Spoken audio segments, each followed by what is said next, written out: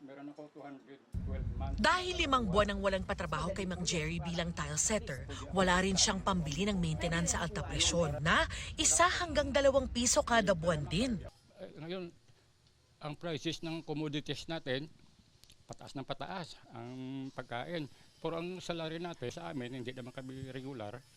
Kung ano yung nandyan lang yan. Kaya malaking tulong daw sa tulad niya ang libreng gamot sa PhilHealth Gamot Program, kung saan hanggang 20,000 pesos sa halaga ng gamot ang maaring makuha ng bawat PhilHealth member kada taon. Malaki talaga yan, ma'am, na malaki talaga yan ang tulong sa amin, lalo na sa pinansyal. Malaking bagay, miski sa gamot nga lang, malaking bagay na hindi na kami bibili. Ang 52 taong gulang na si Jose Manuel, natutuwa rin na malilibre na ang kanyang maintenance para sa hypertension. It's very nice. Napakalaking bagay yun kasi ang maintenance 1,000 hanggang 2,000 per month eh. Epektibo noong August 21, ang PhilHealth Gamot o Guaranteed and Accessible Medications for Outpatient Treatment ay isang drug benefit package para sa lahat ng PhilHealth member. Saklaw nito ang 75 klase ng gamot na nirereseta para sa hika, ubo, diabetes, mataas na kolesterol, alta presyon, sakit sa puso, nervous system disorders at iba pa. Kasama rin ang antibiotics. Paano ba mag-avail? Gamit ang eGov.ph app sa inyong computer o mobile device, magrehistro muna sa PhilHealth member portal sa napiling Yakap Clinic. Makikita ang kumpletong listahan ng Yakap Clinic sa website at official social media pages ng PhilHealth. Pero kung hirap na gumamit ng mobile device o may problema sa connection, pwede ring pumunta sa anumang PhilHealth office. Sa Yakap Clinic, may mga form na kailangang i-fill out. Kailangan ding magpatingin sa doktor at kumuha ng reseta. Kung may lumang reseta, pwede ring ipakita sa doktor. Pagkatapos nito, pwede nang pumunta sa kahit saang accredited gamot provider o butika para ipakita ang ibibigay na code para makakuha ng mga gamot. Long weekend po ngayon, Sabado, pero susubukan natin kung totoo ba itong yakap na to, tsaka yung gamot. Ako po mismo, kahit sa DOH tayo, hindi rin ako makapaniwala, pero sige, tingnan natin ngayon kung talagang meron. Sinubukan mismo ni Assistant Health Secretary at DOH spokesperson Albert Domingo ang pagkuha ng libreng gamot. Inabot siya ng 1 oras mula pagpila hanggang sa pagkuha ng reseta sa isang Yakap Clinic sa Alabang. Meron lang issues ng konti daw dun sa gamot app na sinasabi, pero nabigyan pa rin po ako ng reseta. Okay po yung pagbigay ng PhilHealth gamot. Aminado si Domingo na pwede pang pagandahin at pabilisin ang sistema. Nung ako yung nagsusulat sa loob-loob ko, pwede nating paikliin to. Pero ang mahalaga dito ay may simula na. Sa Metro Manila palang ipinatutupad ang programa pero dati nang sinabi ng PhilHealth na palalawakin pa raw nila ang programang ito sa ibang bahagi ng bansa. Para sa GMA Integrated News, Darlene Kai, nakatutok, 24 oras. Sa gitna ng mga tutol sa pag-iimbestiga ng Kamara sa mga umano'y maanomalyang flood control projects dahil sangkot umano rito ang ilang kongresista, tiniyak ni House Committee on Public Order and Safety Chair, Representative Rolando Valeriano, na wala silang sasantuhin kahit pa may kongresistang mapapatunayang sangkot dito. We will recommend for filing of charges against them. Wala pong sasantuhin ng Kongreso, whether member niya o hindi niya member, basta nagkamali ka. Maaari rin daw umabot sa pagpapatalsik sa kanilang kasamahan mula sa Kamara. Nagtanggal na ho kami minsan ng isang kasama namin congressman. So, I don't see any reason kung bakit, kung talagang dapat matanggal ba, why not? May isa ng pinangalan ng kongresistang sangkot umano sa issue, si Oriental Mindoro Representative Arnan Panaligan. Tinukoy siya ni Senador Panfilo Lacson sa kanyang privilege speech dahil sa ilang maanomalya umanong proyekto sa kanyang distrito. Sinabi na ni Panaligan na wala siyang kinalaman sa mga proyekto dahil DPWH ang tumukoy at nagpatupad sa mga ito. Ang balik sa kanya ngayon ni Lacson, bakit daw binida noon ni Panaligan ang mga proyekto bilang pinondohan ng kanyang tanggapan para lang itanggi ng pumutok ang kontrobersiya. Lahat naman tayo mga nasa gobyerno, pag merong proyekto ang national sa distrito mo, sinasama natin sa accomplishment report natin, ano? Pero hindi ibig sabihin tayong proponent. Hindi natin inalagay ang pangalan natin doon at saka muka sapagkat bawal yan. Sabi rin ni Valeriano, pwedeng humarap sa komite si Panaligan at iba pang masasangkot sa issue, pero hindi sila pwedeng umaktong nag-iimbestiga rin. Mag-inhibit sila doon sa panel of investigators sa committee. Pero yung maimbitahan sila, hindi naman po masama siguro yon. Once and for all, kung sila, makikita nga ho natin sa investigasyon kung sila man ay totoong may kinalaman. Pero kung wala naman po, at least malinis din naman nila yung pangalan nila kaagad, right there and then. Hinihinga namin ang reaksyon si Panaligan. Sa Setyembre, inaasahang sisimulan ng investigasyon ng House Infrastructure Committee. Sabi ng co-chair nitong si Representative Joel Chua, kung may kasamahan silang masasangkot, baka dapat iba ang mag-imbestiga sa kongresista.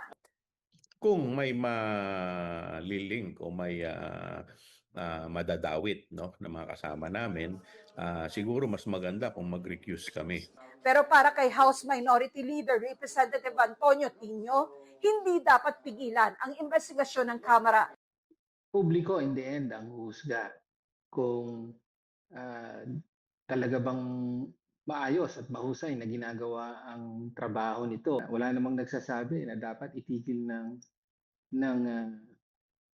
Senate kanilang Blue Ribbon Committee, even though pwede rin sabihin na may mga senador, di ba, na meron namang, it's a matter of public record na may mga links sa contractors.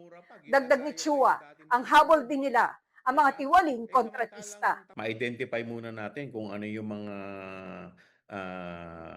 gumawa ng mga project na ghost at mga substandard, dapat talaga ma-blacklist sila at masampahan ng kaukulang kaso kasama yung mga kanilang kakuntsaba. Para sa GMA Integrated News, Tina Panganiban Perez, nakatutok, 24 oras.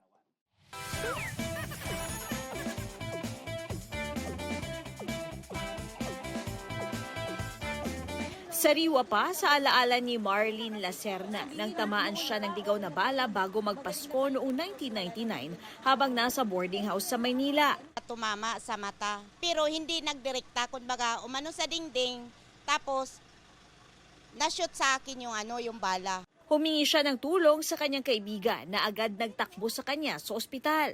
Para kay Marlene, bayani ang kanyang kaibigan. Malaki ang utang na loob ko talaga sa kanya. Para sa akin, hero siya sa buhay ko dahil sinib niya yung buhay ko. Sino naman kaya ang itinuturo ng iba na modern day hero? Yung wife ko and my mom. So every struggle sila nandyan lagi. Yung mother ko po, kasi kung wala siya, wala ako rito. Yung mga taong nilalabas nila yung katotohanan, mga nagsasalita sa social media na hindi natatakot magsalita ng mga napapansin nilang mali sa ating mga sistema. Para naman sa isang netizen, modern day hero niya ang mga frontliner, mga guro at educator, at mga environmentalist at conservationist. Para sa isang Philippine Studies at Pop Culture expert, parte na ng kulturang Pilipino ang pagkilala sa mga taong may malaking naitutulong sa atin, gaya ng mga magsasaka, OFW, atleta at mga estudyanteng nagbibigay ng karangalan sa bansa. Meron tayong modern day hero sa ating lipunan na hindi naman kinakailangang makikipaglaban at ito yung mga nagbibigay ng ginhawa sa ating lipunan. Ika nga nila, not all heroes wear capes. Ang mga modern day heroes, maaaring ating pamilya, kaibigan o maging mga hindi natin kilala, mga handang tumulong nang walang hinihintay na kapalit. Para sa GMA Integrated News, Katrina Son, nakatutok, 24 oras.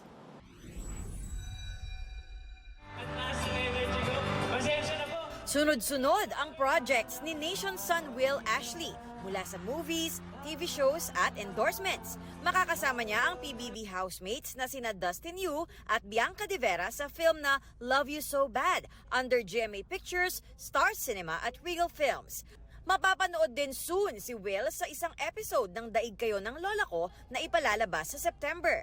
Thankful ang aktor sa pagbuhos ng blessing sa kanya. Ano po ba ito na maging ganito pa din? Super, grabe. Lagi ko nga po sinasabi, ang tagal kong pinagdasal itong moment na to. Kaya ngayong busy ako, kahit na medyo, syempre, pagod, mas nangingibabaw naman yung kasiyahan sa puso ko. Nakalatag na rin daw for investments and savings ang kanyang finances. Inuna ni Will ang bahay para sa kanyang pamilya. Priority ko po ngayon is para sa sarili ko and for my family. Unti-unti, nabubuo ko na yung dreams ko before.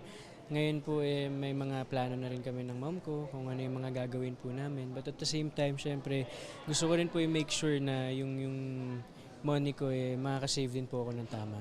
Kailangan din po siya para sa mga emergency. Hindi natin masabi ang buhay, hindi natin masabi ang takbo ng panahon. Pagdating sa financial matters, ang iniidolo raw ni Will, ang kanyang Kuya Alden Richards. Kita ko na talagang ang ganda po ng ginawa niya. Hindi lang po sa showbiz, of course, pati po sa mga business niya. Napakarami po niyang pinag-investan and I think isa po yun sa gusto kong tahakin na path. Athena Imperial updated sa Showbiz Happenings.